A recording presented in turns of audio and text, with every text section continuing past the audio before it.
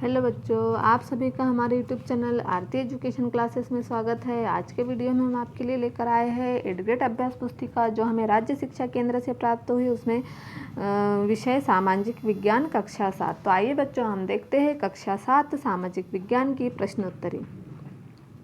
यहाँ पर हम देखेंगे बच्चों, अनुक्रमणिका दी हुई है, पाठ का क्रमांक, पाठ का नाम और पृष्ठ क्रमांक। तो देखिए, यहाँ हमें जो सामाजिक विज्ञान है हमारी कक्षा 7 की, उसमें 3 विषय है, इतिहास, भूगोल, सामाजिक एवं राजनीतिक जीवन। तो आज के वीडियो में हम आपके लिए लेकर आए हैं भूगोल पाठ 7 मानवीय पर्यावरण बस्तियाँ परिवहन एवं संचार।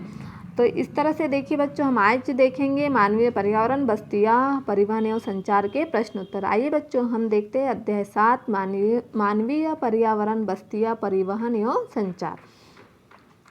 तो देखिए बच्चों, यहाँ पर दिया हुआ है पाठ 7 अध्याय 7 मानवीय पर्यावरण बस्तियाँ परिवहन एवं संचार। तो इसके प्रश्न उत्तर देखेंगे हम, लेकिन उससे पहले आप हमारे यूट्यूब चैनल आरती एजुकेशन क्लासेस को सब्सक्राइब ज़रूर कर लीजिए और बेल आइकन को प्रेस करना ना भूलिए, ताकि आपको हमारे आने वाले वीडियो के नोटिफिकेशन मिलते रहेंगे। प्रारंभिक बस्तियों का निर्माण नदी के किनारे ही क्यों हुआ? जो प्रारंभिक बस्तियाँ थी उनका निर्माण नदी के किनारे ही क्यों हुआ? इस प्रश्न का उत्तर हमें पृष्ठ क्रमांक 47 से देखकर लिखना है। प्रारंभिक बस्तियों का विकास नदी घाटियों के निकट हुआ क्योंकि वहां पर्याप्त मात्रा में जल उपलब्ध था एवं भूमि उपजाऊ थी। देखिए क्या था, बस्तियाँ प्रारंभिक जो बस्तियाँ थी वह नदी किनारे ही थी, क्योंकि प्रारंभिक मनुष्य वृक्षों एवं गुफाओं में निवास करते थे। जब उन्होंने फसल उगाना आरंभ किया तो उनके लिए एक जगह स्थायी घर बनाना आवश्यक हो गया था। तो बस्तियों का विकास नदी घाटियों के निकट ही हुआ क्योंकि वहाँ पर्याप्त मात्रा में जल उपलब्ध था एवं भूमि उपजाऊ थी। इसीलिए जो हमारी प्रारंभिक बस्तियाँ थी वह उनका निर्माण नदी के किनारे ही हुआ। आइए बच्चों, अगला प्रश्न देखते हैं। प्रश्न नंबर 2, अस्थायी बस्तियों के लोग पक्के घर क्यों नहीं बनाते? जो अस्थायी बस्तियां हैं उनमें पक्के घर क्यों नहीं बनते? तो देखेंगे, जो बस्तियां कुछ समय के लिए बनाई जाती है उन्हें अस्थायी बस्तियां कहते हैं। जो बस्तियां क्या है, कुछ समय के लिए बनाई जाती है, उन्हें अस्थायी बस्तियां कहते हैं, क्योंकि वहाँ के निवासी जो है वहाँ के निवासी आखेट संग्रहण स्थानांतरित कृषियों प्रवास करते हैं। क्या करते हैं? वहाँ के निवासी घने जंगलों, गर्म ठंडे रेगिस्तानों तथा पर्वतों के निवासी अक्सर अस्थायी बस्तियों में रहते हैं। वे आखेट संग्रहण स्थानांतरित कृषियों ऋतु प्रवास करते हैं। यद्यपि अधिकांश बस्तियाँ आज स्थायी बस्तियाँ हैं, इन बस्तियों में लोग रहने के लिए घर बनाते हैं, और जो अस्थायी बस्तियाँ हैं उनमें लोग अस्थायी घर बनाते हैं, क्योंकि उन्हें ऋतु प्रवास करना होता है, स्थानांतरित कृषि करना होता है। इसीलिए अस्थायी बस्तियों में लोग पक्के घर नहीं बनाते। ठीक है, आप इसे अपनी 8th ग्रेड अभ्यास पुस्तिका में नोट कर लीजिए। आइए बच्चों, अगला प्रश्न देखते हैं। प्रश्न क्रमांक 3, स्वर्णिम चतुर्भुज महामार्ग कौन से नगरों को जोड़ता है? जो स्वर्णिम चतुर्भुज महामार्ग है वह कौन से नगरों को जोड़ता है? इस प्रश्न का उत्तर हमें पृष्ठ क्रमांक 50 पर मिलेगा। देखिए, स्वर्णिम चतुर्भुज महामार्ग दिल्ली, मुंबई, चेन्नई और कोलकाता नगरों को जोड़ता है। इसे क्या कहते हैं? स्वर्णिम महामार्ग। जो हमारा स्वर्णिम चतुर्भुज महामार्ग है यह 4 नगरों को जोड़ता है, दिल्ली, मुंबई, चेन्नई और कोलकाता। ये क्या है? 4 नगर है। इन नगरों को जो जोड़ने वाला मार्ग है उसे हम स्वर्णिम चतुर्भुज महामार्ग के नाम से भी जानते हैं। तो इस तरह से हमने प्रश्न नंबर 3 का उत्तर लिखा बच्चों। आप इसे अपनी 8th ग्रेड अभ्यास पुस्तिका में नोट कर लीजिए। आइए बच्चों, हम अगला प्रश्न देखते हैं। प्रश्न क्रमांक 4, ग्रामीण व नगरीय बस्तियों के घरों की विशेषताएं लिखिए। जो ग्रामीण और नगरीय बस्ती है उनके घरों की हमें विशेषताएं लिखना है। ग्रामीणों की बस्तियां उनके पर्यावरण के अनुकूल घर बनाते हैं। ग्रामीणों की जो बस्तियां है वह क्या है, उनके पर्यावरण के अनुकूल ही घर बनाते हैं। ग्रामीण बस्ती सघन या प्रकीर्ण हो सकती है। ग्रामीण बस्ती क्या है, सघन या फिर प्रकीर्ण हो सकती है। नगरीय बस्तियों में लोग घरों का निर्माण व्यापार एवं सेवा क्षेत्रों के आधार पर कर सकते हैं। जो ग्रामीण व नगरीय बस्तियों की विशेषताएं कैसी? ग्रामीण बस्तियां उनके पर्यावरण उनका पर्यावरण किस तरह से, उस तरह से उन्हें पर्यावरण के आधार पर घर बनाते हैं। ग्रामीण बस्ती सघन या प्रकीर्ण हो सकती है, लेकिन नगरीय बस्तियों में लोग घरों का निर्माण व्यापार एवं सेवा क्षेत्रों के आधार पर ही कर सकते हैं। तो इस तरह से हमने प्रश्न नंबर 4 का उत्तर लिखा बच्चों। आप भी इसे अपनी 8th ग्रेड अभ्यास पुस्तिका में नोट कर लीजिए। आइए बच्चों अगला प्रश्न देखते हैं। प्रश्न क्रमांक 5, संकटकालीन स्थितियों में यातायात का सबसे उपयोगी साधन कौन सा है और क्यों? जो संकट काल में यातायात का सबसे उपयोगी साधन, तो देखिए संकटकालीन स्थितियों में यातायात का सबसे उपयोगी साधन हेलीकॉप्टर है। सबसे ज़्यादा उपयोगी क्या है? हेलीकॉप्टर है, जो अगम्य स्थानों या संकटकालीन स्थितियों में लोगों को बचाने और भोजन, जल, कपड़े और दवाइयाँ बांटने के लिए बहुत ही उपयोगी साधन है। हमारा जो हेलीकॉप्टर है वह संकटकालीन स्थितियों में यातायात का सबसे उपयोगी साधन है। और क्यों? तो देखिए 20वीं सदी के आरंभ में विकसित यह परिवहन का सबसे तीव्र मार्ग है। ईंधन की लागत अधिक होने के कारण यह सर्वाधिक महंगा साधन है। वायु यातायात खराब मौसम जैसे कोहरे और तूफान से कुप्रभावित होता है, लेकिन यह यातायात का अकेला साधन है जो सर्वाधिक दुर्गम या दुरूह स्थानों तक पहुंचा सकता है। विशेष रूप से जहां सड़क या रेल मार्ग नहीं है, वहां हेलीकॉप्टर अगम्य स्थानों या संकटकालीन स्थितियों में लोगों को बचाने और भोजन, जल, कपड़े, दवाइयाँ बांटने के लिए एक बहुत ही उपयोगी साधन है। तो इस तरह से जो संकट काल की स्थिति में सबसे उपयोगी हवाई साधन क्या है? सबसे उपयोगी संकटकालीन साधन हेलीकॉप्टर है। आइए बच्चों अगला प्रश्न देखते हैं। प्रश्न क्रमांक 6, वर्तमान में संचार के साधन कौन कौन से हैं?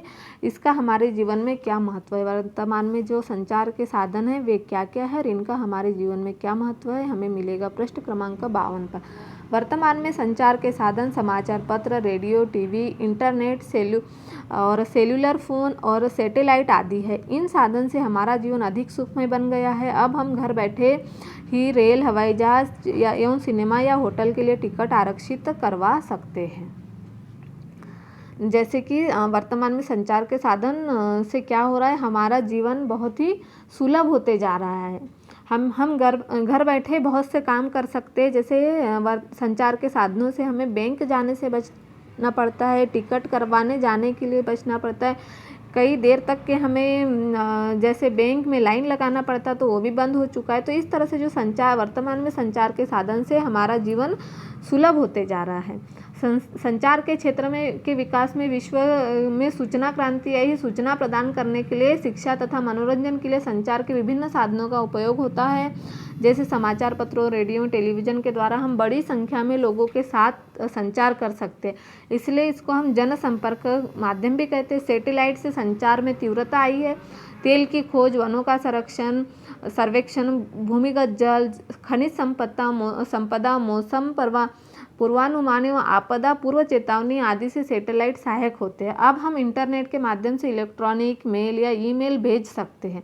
आज सेल्युलर फ़ोन के द्वारा बेतार फोनिक संचार अत्यधिक लोकप्रिय हो चुका है।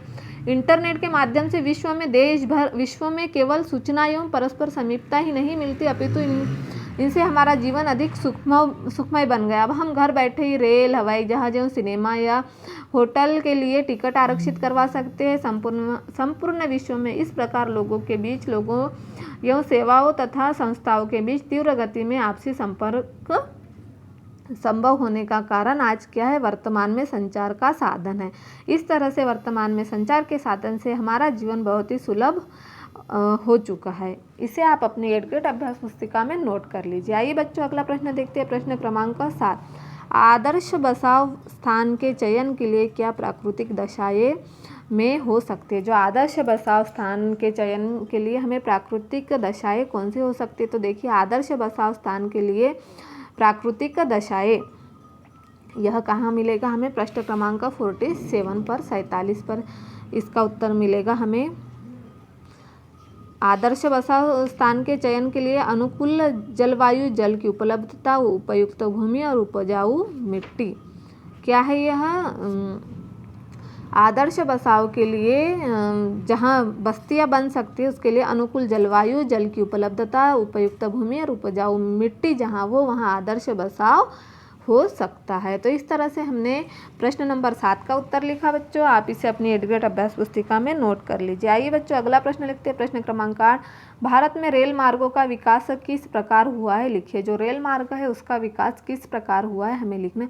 भारत में रेल मार्ग का विकास मैदानी भागों में रेल मार्गों का जाल व्यापक रूप से फैला है और उन्नत प्रौद्योगिकी कौशल से दुर्गम पहाड़ी क्षेत्रों में भी रेल मार्ग बनाना संभव हो गया है। भारतीय रेल मार्गों का जाल भली भांति विकसित है।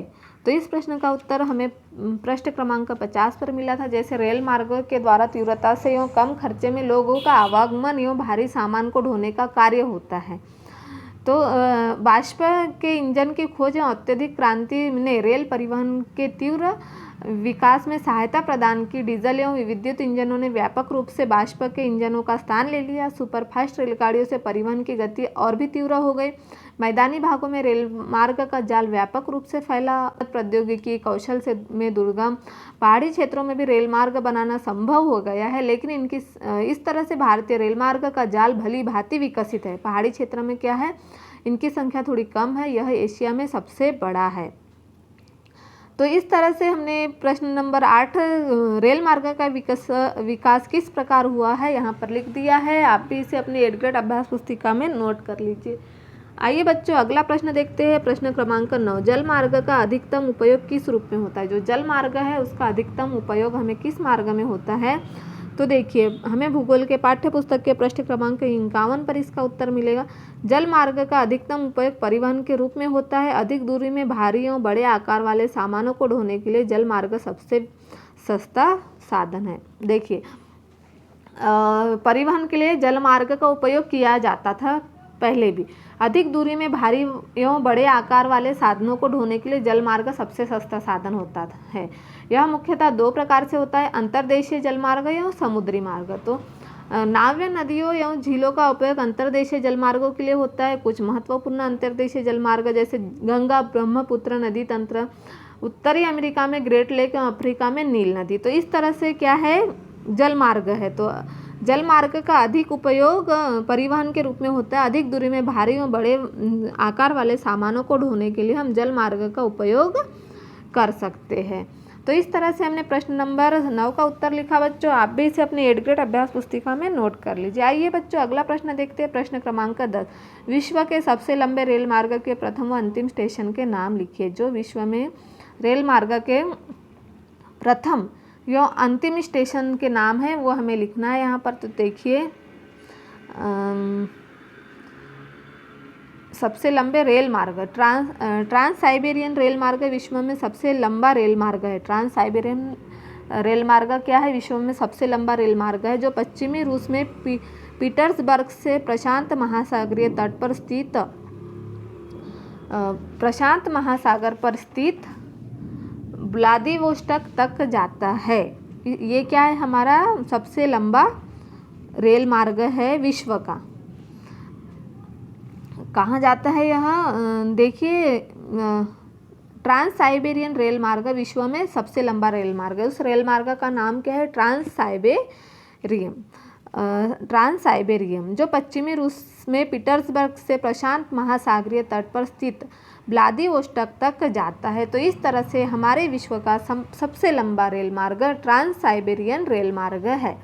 आप इसे अपने एडग्रेड अभ्यास पुस्तिका में नोट कर लीजिए। जो हमारा ट्रांस साइबेरियन रेल मार्ग है यह कहाँ से कहाँ तक जाता है, जो पश्चिमी रूस से सेंट पीटर्सबर्ग से प्रशांत महासागरीय तट पर स्थित व्लादिवोस्टोक तक जाता है। जैसे यहाँ बीच बीच में मॉस्को, कजान, ओमस्क इस तरह से स्टेशन आते हैं। तो ट्रांस साइबेरियन रेल मार्ग विश्व का सबसे लंबा रेल मार्ग है। आप इसे अपनी एडग्रेड अभ्यास पुस्तिका में नोट कर लीजिए बच्चों। तो इस तरह से आज के वीडियो में हम आपके लिए लेकर आए थे एडग्रेड अभ्यास पुस्तिका कक्षा 7 का जो हमें भूगोल विषय है। भूगोल विषय में हम लेकर आए थे पाठ 7 मानवीय पर्यावरण बस्तियाँ परिवहन एवं संचार। आने वाले वीडियो में हम आपके लिए लेकर आएंगे मानव पर्यावरण अन्योन्य क्रिया उष्णकटिबंधीय एवं उपोष्ण प्रदेश।